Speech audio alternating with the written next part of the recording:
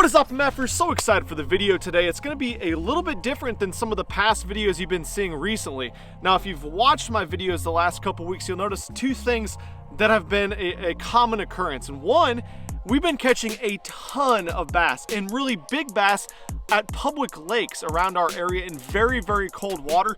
And two, we've been doing almost all of that damage on this little bait right here, this exact bait, the Jerkbait. Now, this bait has been a staple in the Midwest in my area and all around the country for a very, very long time. But we've been doing a couple different things with this bait that have flat out changed the freaking game this year. I've always caught big fish on this bait. This year, the amount of big fish and the different areas we've caught big fish has drastically increased. Now, something I've been noticing more than I have for a very long time the last couple weeks is the amount of comments and messages I've been getting asking questions about different ways I fish a jerkbait, where to fish it, what water temperature, how to twitch it, what bait to use, what line to use, rod, reel, everything else. And I'm figuring out that a lot of people, even guys that have spent a ton of time on the water, have a lot of misconceptions and don't understand or just haven't had a lot of success fishing a jerkbait. And so in today's video, I'm going to tell you guys the exact ways I like to fish this jerkbait right here, the different modifications I make to the bait, where I throw it, when I throw it, what I look for, the rod, reel, line setup, and everything. If you guys take some of the tips I'm about to share with you guys right now and apply them to your waters this spring, I can about guarantee you're going to catch substantially more and bigger bass than you ever have in the pre-spawn period. First things first, let's talk about the bait. This is a 6 cents Provoke jerkbait. You guys know I work with 6 cents. This jerkbait, this Provoke jerkbait, is a 1/2 ounce jerkbait. It has a weight transfer system in it.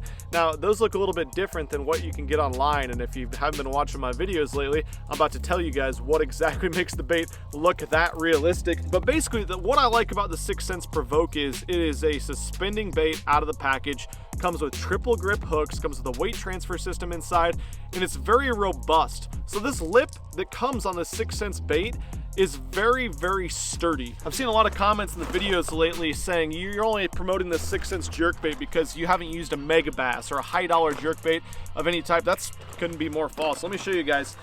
This is one of my jerkbait boxes. The majority of these baits up here are mega bass jerkbaits, and a lot of them are the straight eye version, which are the older variety, which cost a lot more money. I mean, I got 3 or 4 Pro Blue straight eyes. I mean, I got very, very expensive baits in this box right here. These jerkbaits here were what I used almost exclusively, were the Mega Bass 110, the 110 Magnum. Very, very good baits. Now, the problem with those baits are, if you fish with them, you know, when you're fishing in cold water with those baits, that bill has a tendency to break off on about whatever it touches. You can break them off when you twitch it against a rock, break them off on fish. I've even had times when I've broken them off on grass. And when you get that grass in the bait, you absolutely cannot slap that bait on the water. Your bill will be Gandhian later $25. For $10, this jerkbait right here, way more robust. I can slap that grass off of it. It's super responsive, so when I twitch it, it flutters and darts really, really nicely. I don't know, this bait does everything I want to do and more. In my opinion, it comes with better hooks than the Mega Bass. It comes with these triple grip hooks, which we'll talk about a little bit more in detail in a second when we talk about how I like to set the hook and fight fish with this jerkbait and why I think these triple grips are very, very important.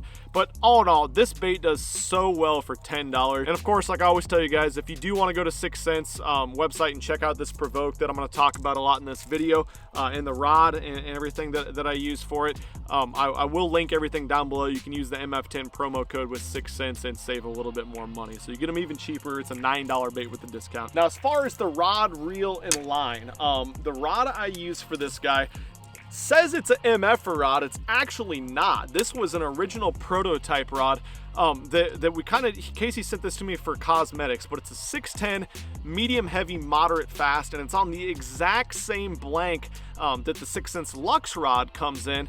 So basically this is a 6 cents Lux 610 medium heavy moderate fast rod. The reasons I use this rod: super fast tip. This is a graphite rod. I love the sensitivity and lightness of graphite because you're gonna have your rod twitching in your wrist all day. You don't want to be using something heavy like a glass rod. It has a nice light tip on it. I like that nice light tip on your rod because when you twitch that slack in your line, it's not gonna blow your bait out because your rod tip's gonna have some give, which makes your bait flutter in the water column, which is exactly what you want. It has a parabolic action. It's a crankbait rod, so when you're fighting a fish on a treble hook bait like a jerkbait, you're gonna keep that fish penned a lot better. But it also, it shuts off really nicely. So I can fight fish really, really well with this rod.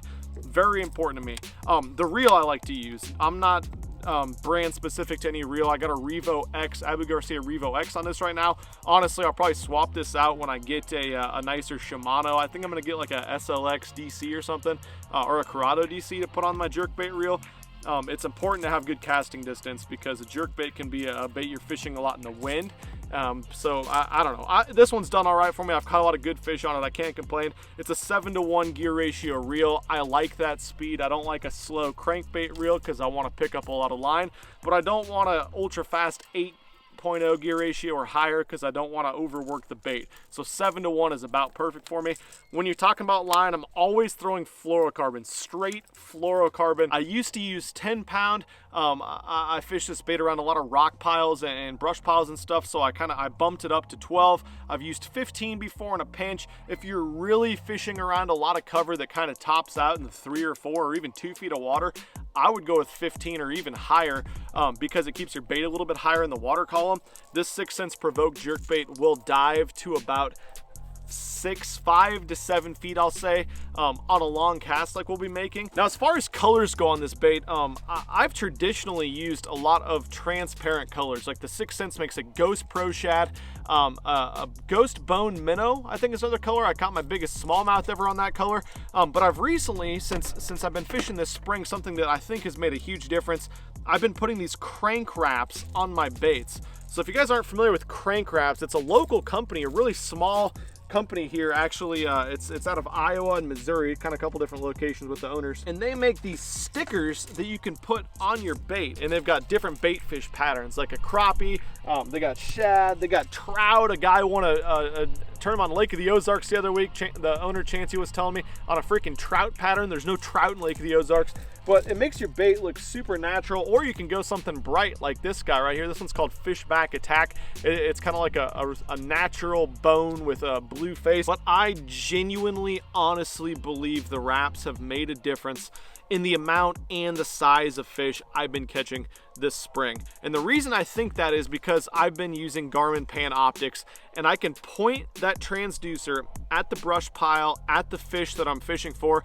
I can watch my bait come out of the brush, and I can see how those fish react to it. It's been extremely rare that I've had fish inspect this bait, follow this bait, and not at least make a swipe at it, if not gulp the bait and take the whole thing in.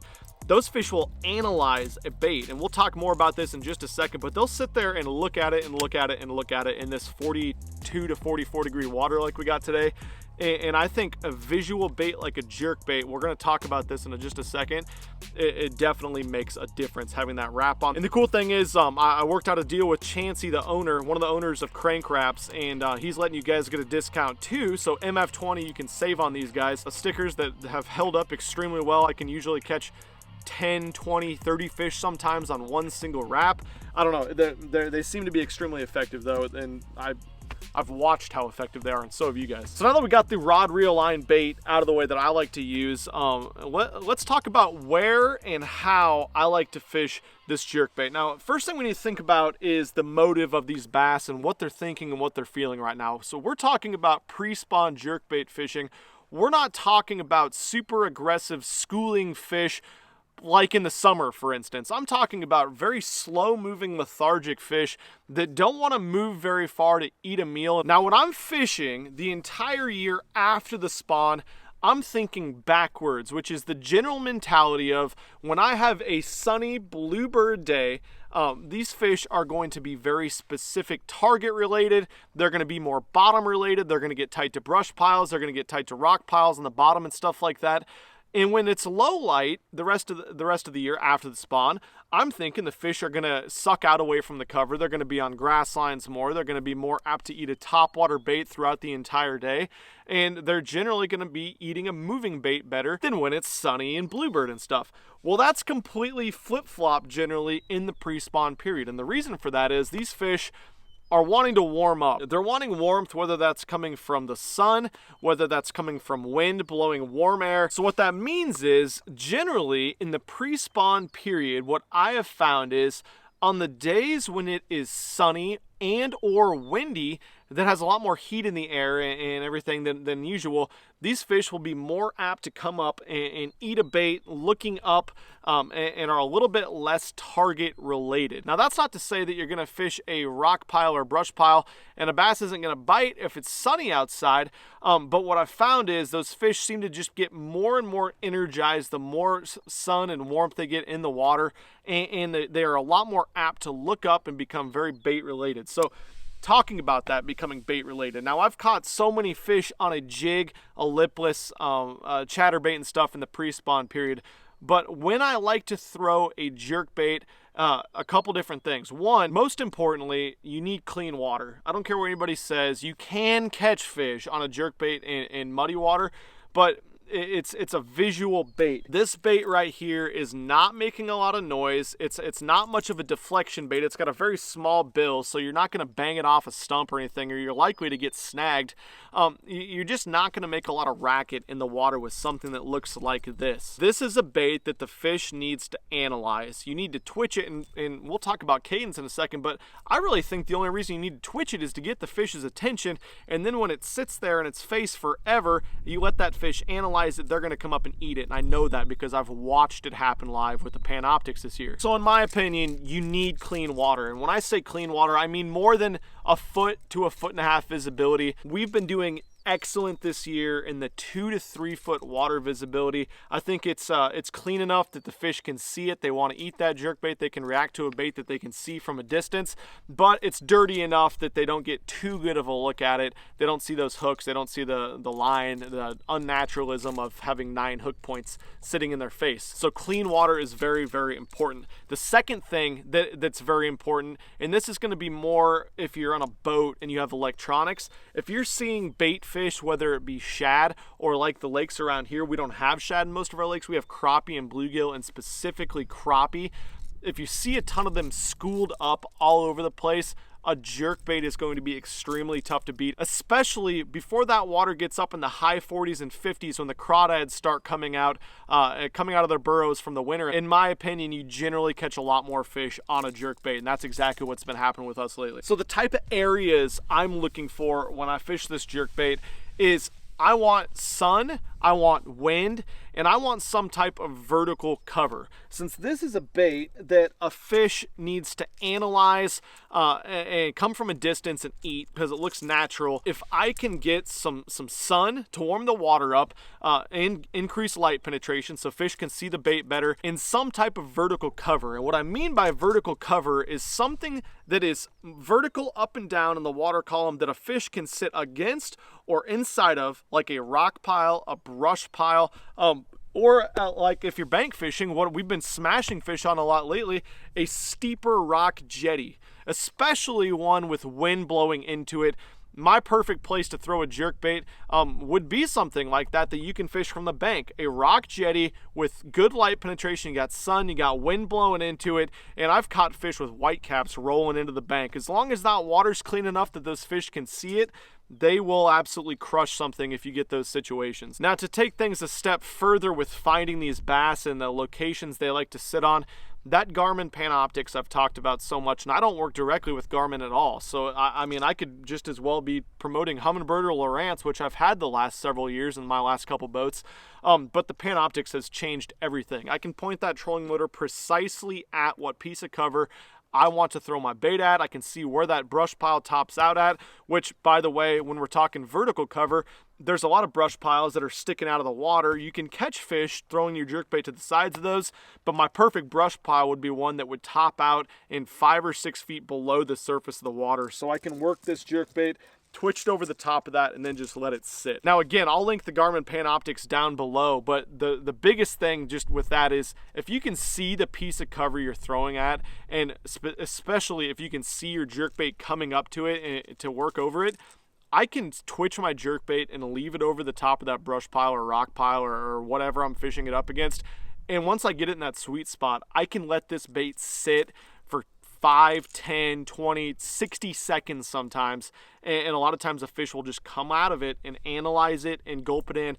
I caught a couple fish the last couple weeks that looked at my bait literally probably for a minute that I saw on Panoptics, and I'm just like, well, the fish is looking at it. I'm going to leave my bait there and see what happens. And all of a sudden, your line swims off. It's ridiculous. Fish I never, ever would have caught.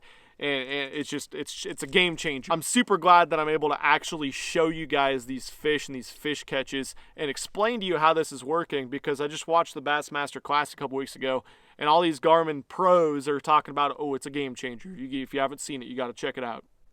And that's it. I got nothing out of it. I'm glad that I can actually show you guys and tell you how these fish are reacting and the difference that it's making. Now let's talk about cadence of a jerkbait, how to twitch a jerkbait, when to twitch a jerkbait, how often you let the jerkbait pause.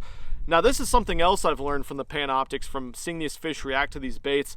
I don't think cadence matters hardly at all. And that's something that I think a lot of guys get way too caught up on, is, oh, you got to have 3 twitches, and then you got to pause a second, you got to twitch it twice, you got to sing a song 3 times in your head, count to 17, smoke a cigarette, twitch it 3 more times, and after that they bite every... No, that's not how it freaking works. Again, I'm putting my bait in these high percentage areas where I know the fish are active, and if I feel like my bait's in a really good location, or if I see it on that Panoptics and it's in a good location, or if I've caught a lot of fish in that spot, I'll let it sit longer. Those fish, the more time they get to come up and analyze the bait, it's almost like they just can't stand having it there in their habitat, sitting there in their face, not swimming away from them. They almost attack it a lot of times, or just pop it or pop their mouth open at it just to get it away, or try to spook it, even if they don't want to eat, but usually they want to eat something that looks like that.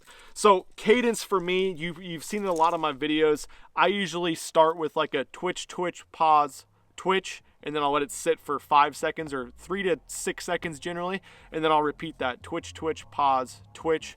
That way I feel like when the bait's kind of in the water, it's twitch, and it's kind of like I picture a dying shad or something like that. They'll usually try to swim, and then they'll kind of go off to the side a little bit, and then they'll kick again maybe. I don't know. It's something that I've picked up over years, but I'm kind of finding that, like a simple 2 twitch, or if your bait's in the strike zone, you feel like it's in a really good juicy spot, 1 twitch and let it sit there. Again, this is not Kevin Van Dam fishing for smallmouth in June. Rip. We're talking about fishing a slow, suspending bait for lethargic fish. And I'm kind of seeing that the cadence doesn't seem to matter as long as it's in the strike zone and you give the fish time to look at your bait, analyze your bait, and trust that your bait is in the right area and doing the right thing.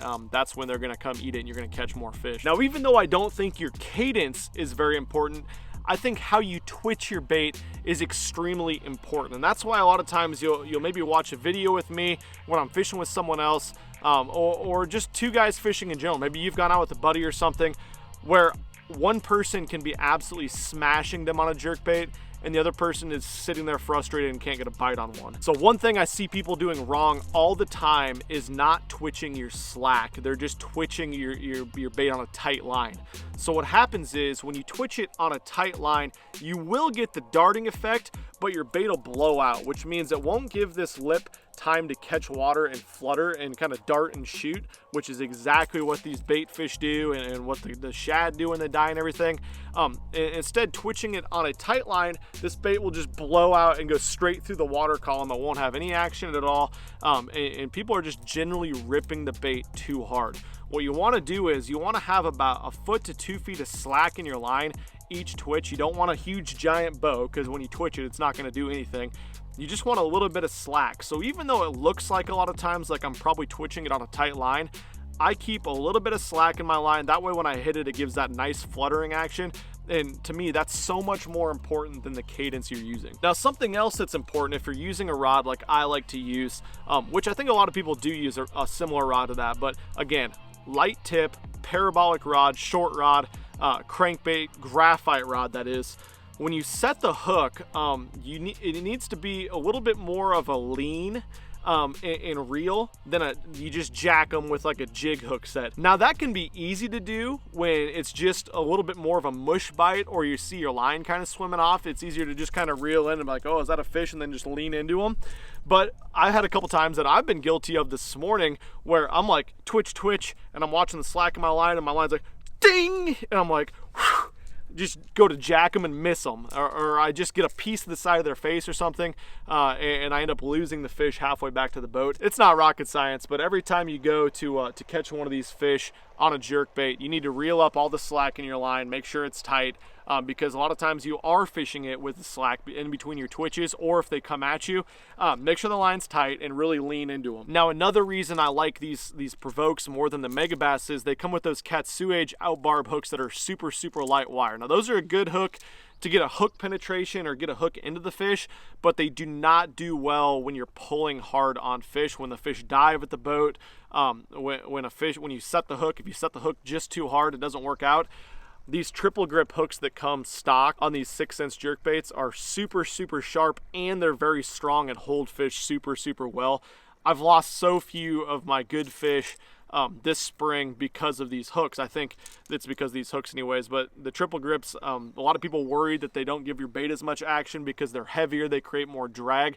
I have not found that to be the case at all when I fish this bait. I've actually had a couple accidents myself where you guys have saw it. I put one of these through my finger. They're extremely sharp despite being strong, and that bend in there holds the fish on really well. But yeah, I put one past the barb through my finger. I put one in my butt. I sat on it in my driver's seat.